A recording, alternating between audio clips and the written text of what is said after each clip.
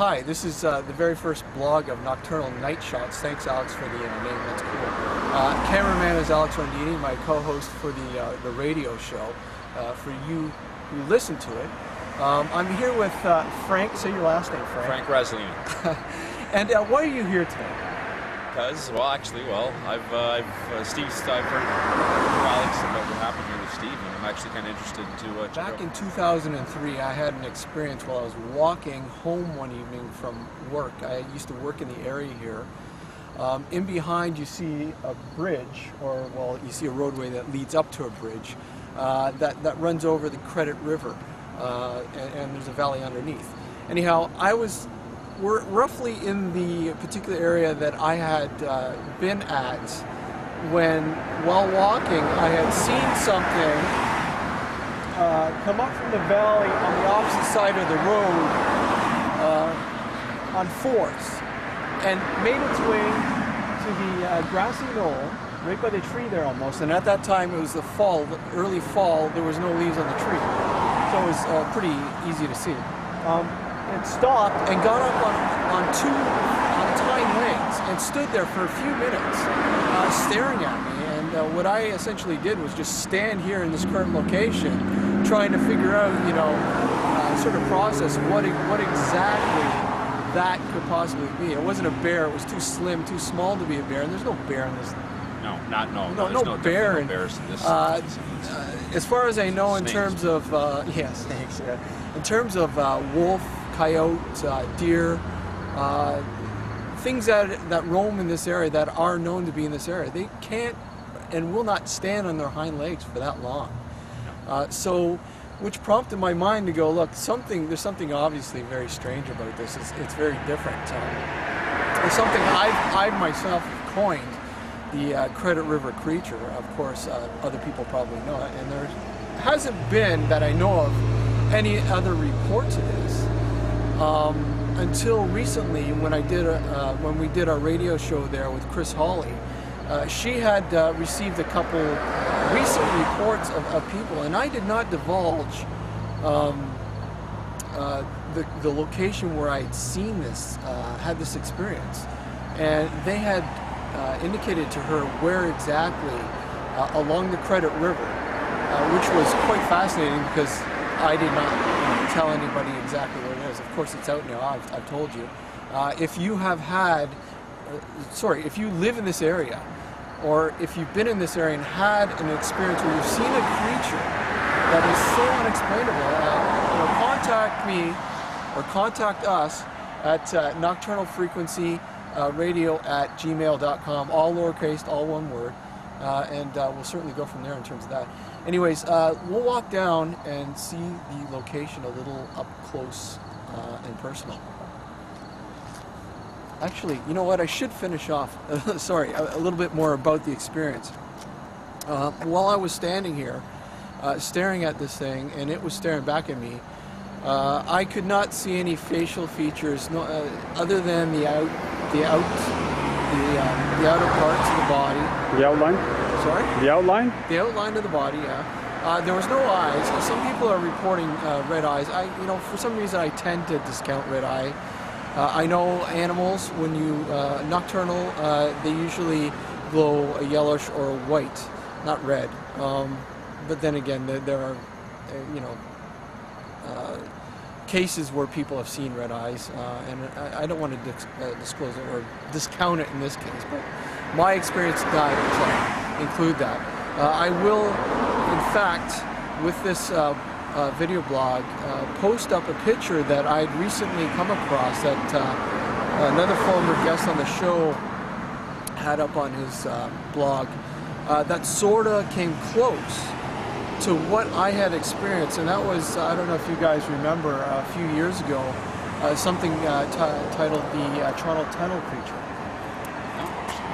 In the Toronto Tunnel system, and actually it was an artist's rendition of what somebody had claimed that they had seen, and what that actual picture exactly told me almost what I saw, except minus the red eyes. Nice.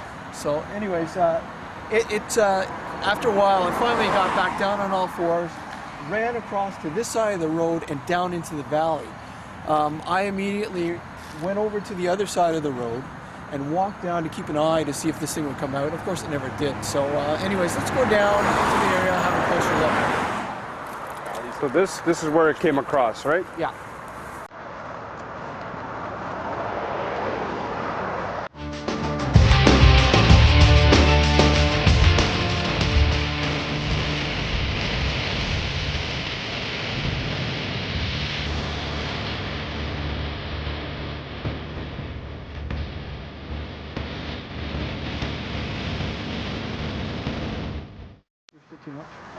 Anyways, we're coming up to what basically this bridge, this whole area is different because they just recently reconstructed it. So basically, what happened was the creature came up from down at the beginning of the bridge here. There's like a sloping valley down below, and it came up, ran across this side of the road, and ran into the center median here, the grassy knoll, just before the dip down in between the two bridges. And it stood there on two hind legs.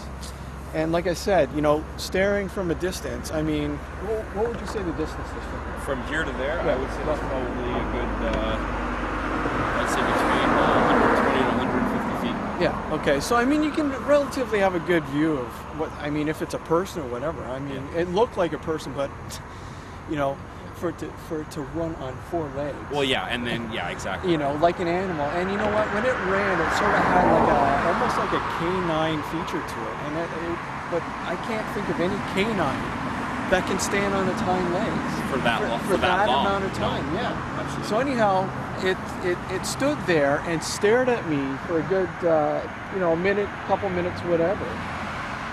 And like I said, I just stood there and stared back. I go, you know what? I'm not making a move. I don't know what the hell's smart. Yeah, smart choice. I don't know what that is. So anyhow, we'll go down a bit,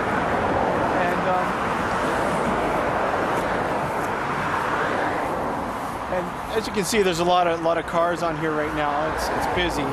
When this happened, it was about 3 o'clock in the morning, and there was literally no cars on the road. It was dead. This portion of the road is very, very quiet at night because it's a very quiet suburban area in here. Anyhow, it had made its way to about here.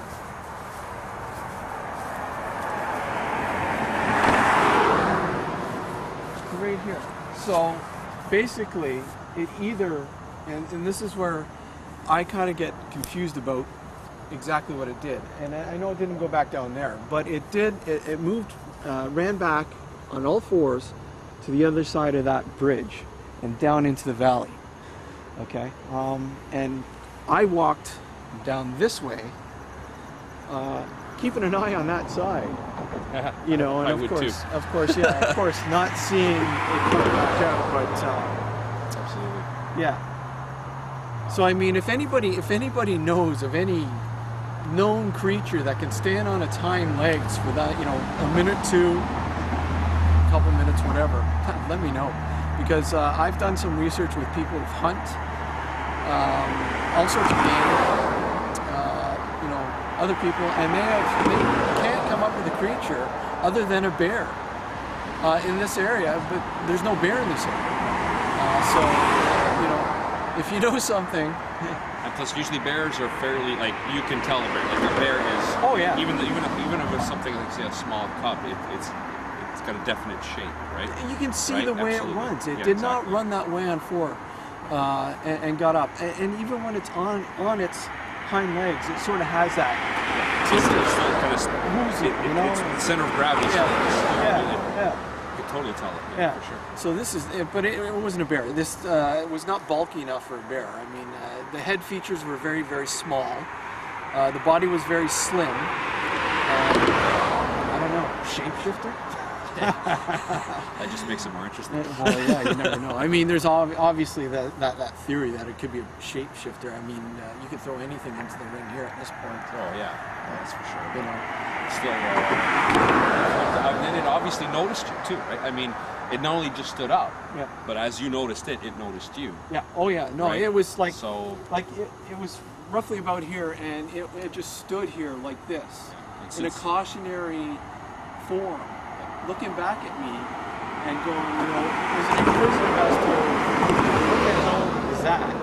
As I was to it. Yeah, exactly. Right. You know, and like I said, I just stood there. I said, you know what? I'm letting that thing make its move first. Yeah. Because I'm not taking off because this thing's going to take off after me. And distance is a great thing. Well, yeah, exactly. So yeah, basically. But if you can see, I don't know if you can see down here.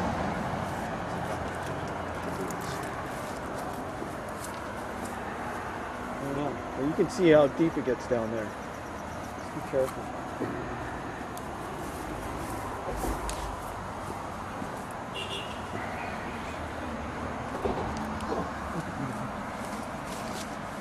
Yeah, it's pretty deep.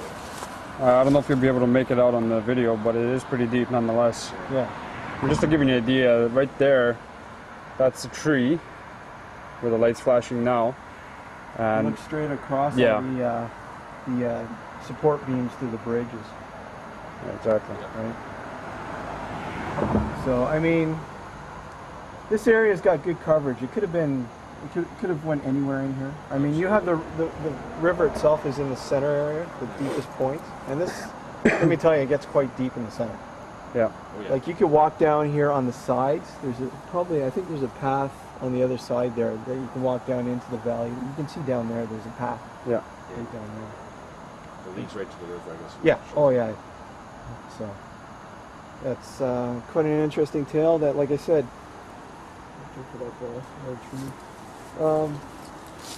You know, you basically want to, like, the research right now is to basically try to explain exactly what this possibly was. I'm not saying that it's not a known creature, but at this point, with the information that I've been given and what I saw, it's not a known creature.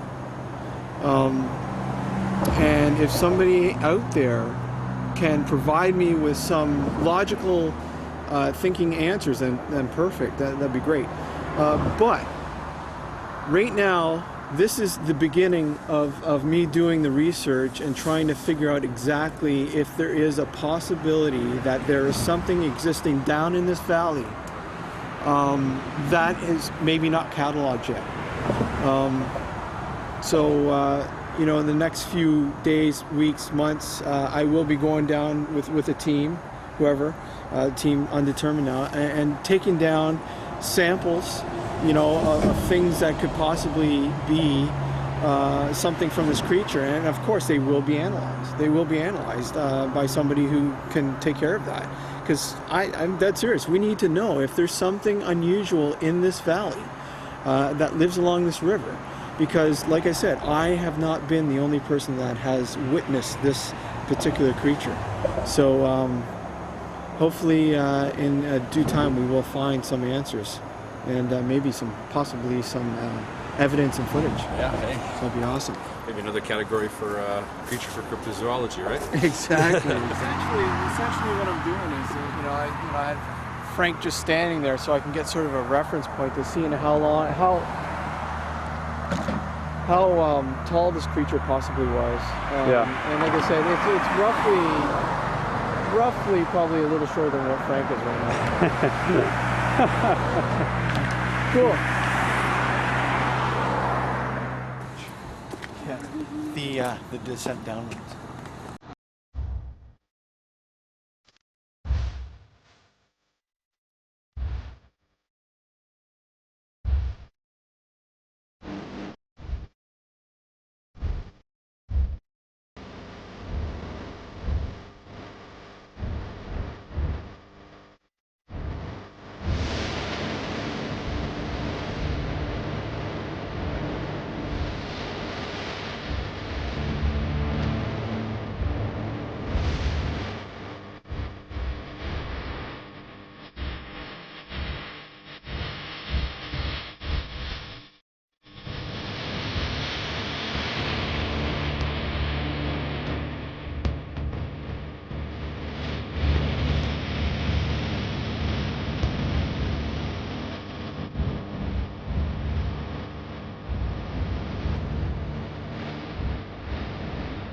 Okay, we are now at the river. Yeah.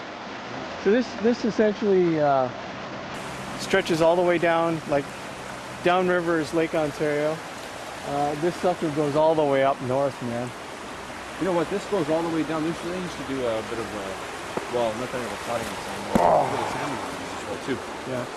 Because when it goes closer to the lake, this is actually where they sometimes swim upstream to die.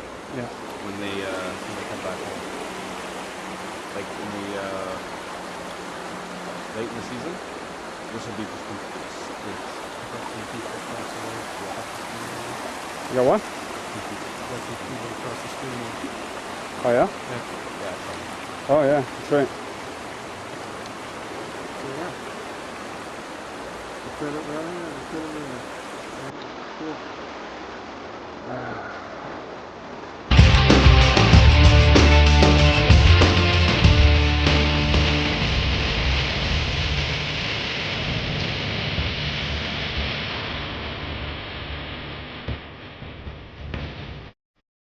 Essentially, this is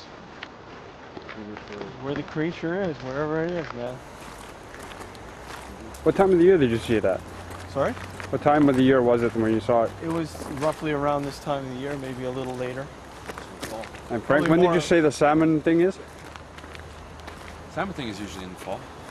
So around this time of year. Yeah, I remember when we went, it was still, I'd say late summer. Yeah, it's around this time. So maybe it came around here for food. Could have been. Yeah, because I know when Heck they, knows, there's a lot of it around. oh, that's totally right. Small animal. Yep. Well, just the fact that the salmons do come up here upriver Yeah. around this time. Yeah, because usually when they come upriver, that's it. Like they come upriver to die, right? Yeah. So a lot of the times you'll have on those bedrocks, Yeah. it'll smell because they'll basically die there. But look at this.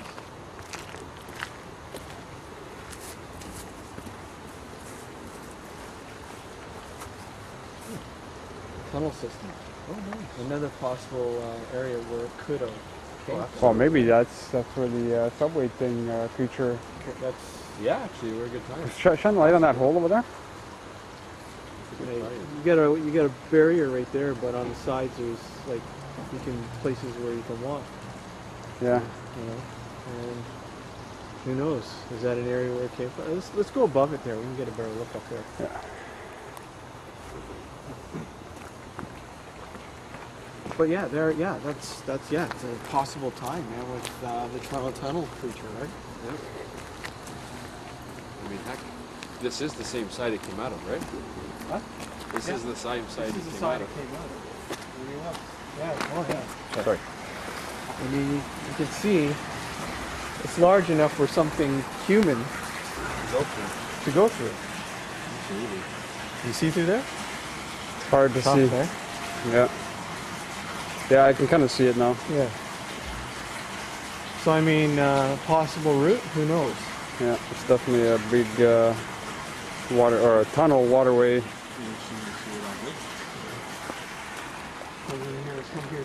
But yeah, there's ways that it can crawl underneath.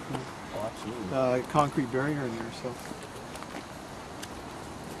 Interesting. Another possibility, right? Yep, for sure.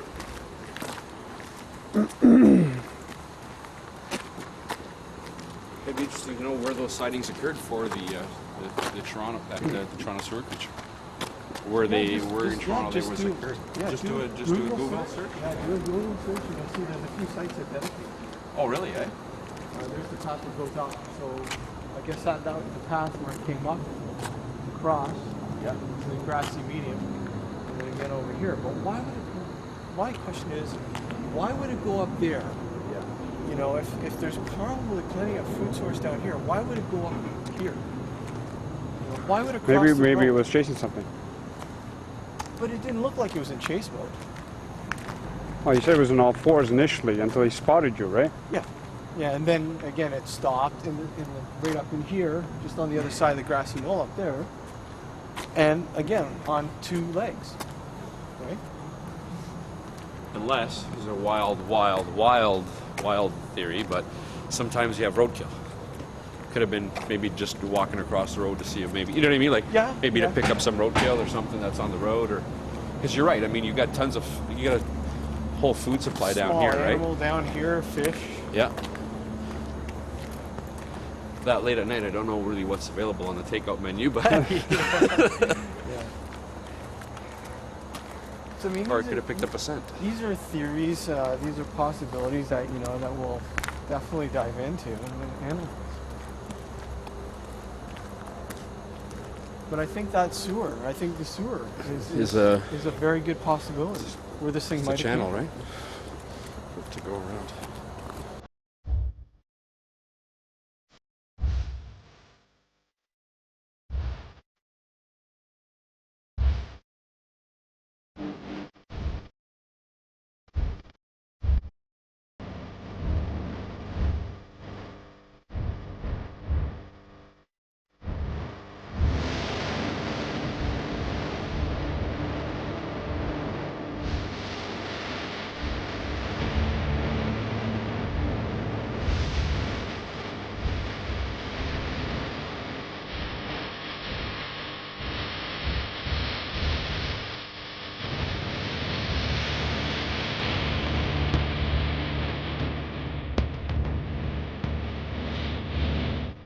I still remember the shockwaves I got.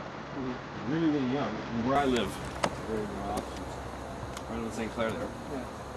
there's a train that goes by. And I remember where we were, some other friends sometime. Were you with us that time, Alex? When? From the cat? No. So I come across the tracks, we're walking along the tracks to get back to the main street of St. Clair.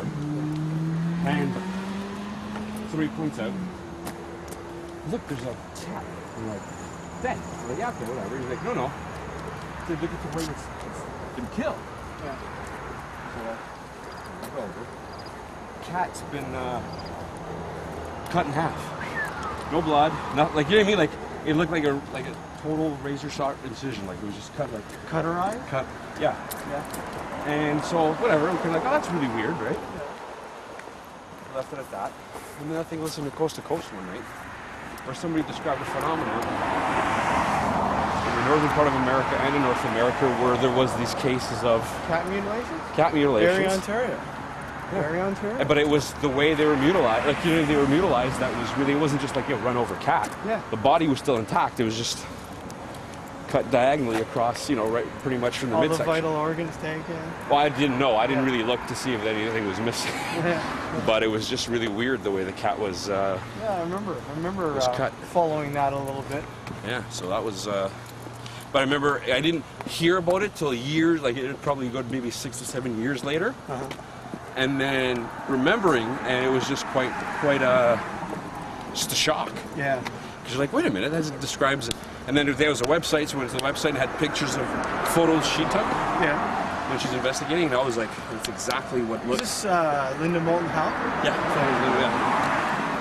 I remember seeing the pictures and going, that's exactly what I remember seeing when we were at by the What's train funny tracks. about that too? Because I mean, obviously, the whole animal mutilation thing, it's popularized because of the cattle mutilations. Yeah, that's right. And then you've had horse, and of course you've had human cases. Yes. Yeah. Now, obviously one of the most controversial or the most popular of the human cases is that one in Brazil. Yeah, that's right. And I was thinking, it was actually funny because I was watching a show Yeah. on TV, and they were talking about a particular fish, about maybe the size of your big finger, like that. Okay. Okay, and they are flesh-eating fish. Okay. But what they do, Yeah. is they latch onto the flesh. They Yeah. eat, drill a hole, and go inside and take all the organ out. They hollow you out. Okay. And I was thinking, and these are in the Amazon, right in Brazil. And I'm thinking to myself, depending on where this guy was found, is that a possibility of explaining that? Yeah. Well, there's also burn marks. Have you seen photos of that actual case? Have you Oh seen yeah, photos of it? yeah. So there's burn marks near the anus cord. Yeah. There's burn marks right across Yep. the forehead, right? Yep. That's the only kind of that, not an inconsistency, but how do you what I mean? How do you account for the burn marks? Again, depending on where he was found. Yeah. Well, maybe right on the shore, like it's where the shore, like So, water. yeah, right next to water, which is So actually, maybe he was dead. He was dead, Possibly. He was in the water. Yeah. From something, maybe torture, maybe something to do drug related. Who knows? Yeah. We don't know. No. We don't know the path that this guy took to get to the situation he was in. No, because even he was found by two other fishermen in the morning, and they basically went, because this is apparently it's a bit of a remote island is where they found him. Yeah. Right. Yeah. But the one thing that apparently that I had heard from one of the actual not investigators who investigated that case, but he was forwarded a copy of the doctor's report, right, from that case in Brazil. Yeah. Right. And this is kind of when I really read about it, heard about it, really freaked me out, was that the doctors there said underlined no more than 7 times the word vital reaction. Right? So apparently those injuries that were sustained by that man in Brazil were done while he was alive. Oh, imagine that. I just can't. I just know. Imagine having, I mean, not to be, having your vital organs sucked out or whatever, man, or still whatever living, it was. eh? It's still alive, yeah. I mean, it's anus cord out, because that's what they, you know what I mean? Like, okay, not. I know. Unfortunately, it's human anatomy. It doesn't, you know, as squeamish and kiddish and everything else it sounds to say anus. Yeah. It's still, it doesn't matter. I mean, this guy was tortured. Yeah, he was totally tortured. It was like somebody ripped out his heart, and he was still living to see it in front of him. Even there's a North American case that happened more recently than the Brazilian one. It was a Todd Cease case. Pennsylvania? Yes. Yes, I'm familiar with that one. Yeah. That one was like the only, well, not corroborating. They actually had before this, the investigator from MUFON broke the case. Yeah. They had corroborating witness reports from what's it called? I forget the name of the MUFON? organization. No, it's a sister organization. New Rock? No, New Rock. I don't know. It's another one that actually had basically, it's like a database, right? Okay.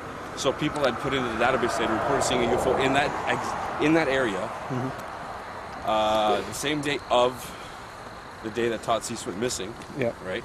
And what they saw was saucer-shaped, typical kind of UFO, the light beaming down, and then something being pulled up into it.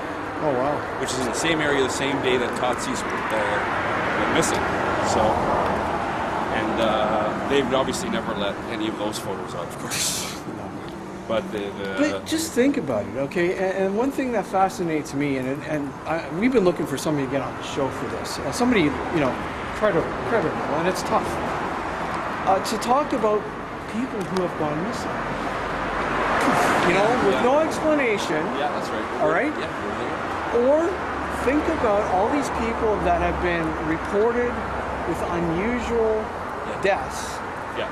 And they just simply say, "Oh, it was because of this." But what is the possibility of it being, extraterrestrial? Or like that whole abduction scenario. Abduction. Yeah.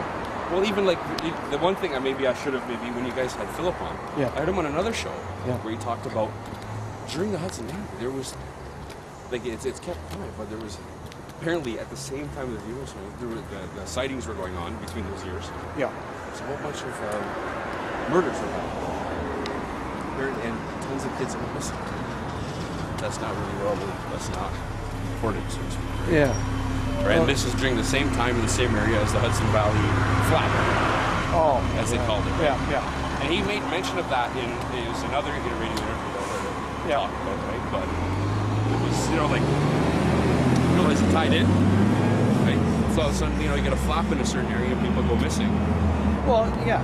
And automatically when people think of abduction, they think alien. That's not necessarily always the case. No. We don't know what's going on, and I hate using this, but unfortunately the possibilities there, black ops, right? We don't know. I mean, think about things that have to be tested on humans. But because it's against the law to test things on humans, what's the best way of getting around that law? You basically create something. Yeah, you create a diversion, right? Look at the underground. Look at the underground organ trade. Yes, underground organ trade. Right? You could look. I mean, to get if you want to get a little more, there was the MK Ultra experiments. Yep. Yeah. There's like, it wasn't until maybe 20, 30 years ago that they really stopped experimenting with soldiers. Yeah. Basically, they figured if you were enlisted, then you were apt for experimentation, right? In a way. Small print. Yes. How many times when you sign up for something do you read the small print? Never. Nobody ever does. You just, yeah, okay. Give me the uniform. You know, whatever. You're there for your own your own motivation. I'm here. I'm gonna make money. I'm gonna get education. Whatever. Yeah. Whatever. I'm not on the streets anymore. Yeah. My family's poor.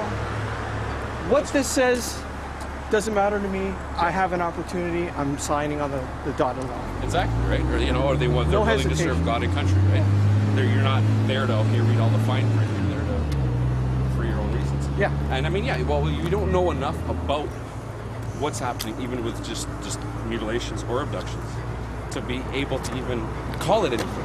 Exactly. We don't have enough data to be able to make even a reasonable estimation of what's going on. Yeah. So that's why it could still, the only thing corroborating some of the extraterrestrial theories is that crafts have been sighted in the area. Yeah. But it doesn't necessarily mean it's extraterrestrial. You know what I mean? It's still open to interpretation. Yes, I mean the possibilities are endless, and for people who are skeptical, you have to be skeptical. I mean, there's no chance, there's no other reason for being skeptical, because if you're not skeptical, anything is paranormal, anything is supernatural, anything's UFO, alien related. Well, that's it. And then in that case, brought up before, how do you determine which is which and which is not? Right? You can't. So, that's the problem. That's it. But you still have to keep a skeptical point of view, skeptical frame. Yes. An open mind, but still skeptical at the same time, because you're still dealing with something that we know very little about. Because really think about it, how long has the paranormal field been around? Let alone ufology, since the 50s? Since the Kenneth day Arnold? since the day we've been here, the paranormal. Look at. I mean, you look at. Religion. Huh? Religion. Yeah. Well, religion. Yeah. But not only that. I mean, look at these dynasties who believed in the afterlife. The Egyptians. Yeah. Oh, yeah, absolutely. I mean, it goes on forever. Oh, yeah. Well, but We're being. We're gonna have to wait here in a minute. Okay, so we can do half the Hopefully, interview in the middle of the roadside. yeah, one of these street pizza while we get videotape. Street meat. Who the heck needs speakers smart? No. Yeah, exactly. Yeah, so we got the.